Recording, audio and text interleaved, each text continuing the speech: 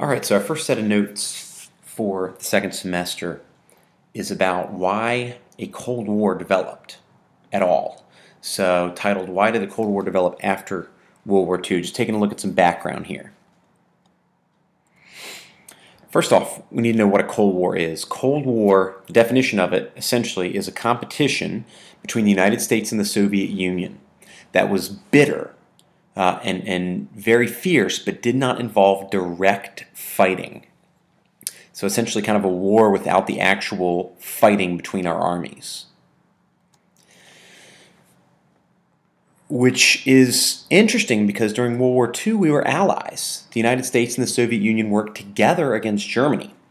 We had a common enemy in Hitler Germany, but once that common enemy disappeared and Germany was defeated, the relationship between the United States and the Soviet Union started to deteriorate. It started to fall apart. One of those reasons is because of our different belief systems.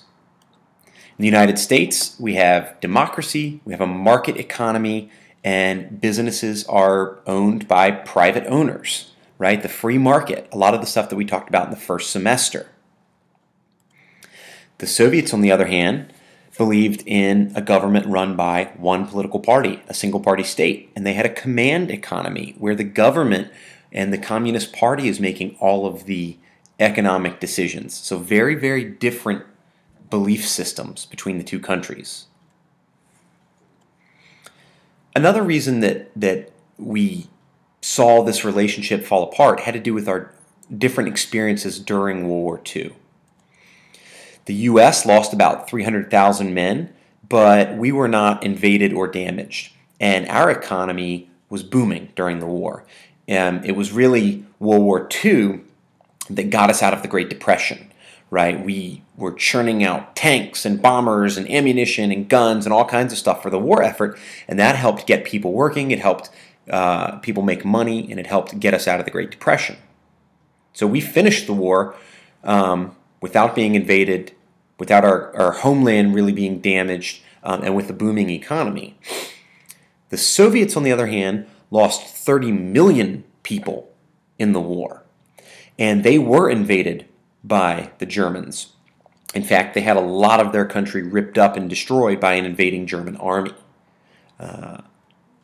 And their economy, understandably, was not doing so great, right, after having a lot of their country ripped up. So at the end of the war, the major powers, the British, the French, the U.S., the Soviet Union, the big powers that fought and won World War II, got together at a place called Yalta and had the Yalta Conference. And when we were there, the U.S. got the sense that, the Soviets are being kind of shady, that they're making these promises and they're not keeping them. And we were especially leery of the fact that they promised they would let the countries in Eastern Europe that we had helped free from the Nazis. The Soviets promised they would let those countries have free elections and choose what kind of government they wanted. And it became pretty clear that the Soviets were going to go back on that promise. They weren't going to uphold their word.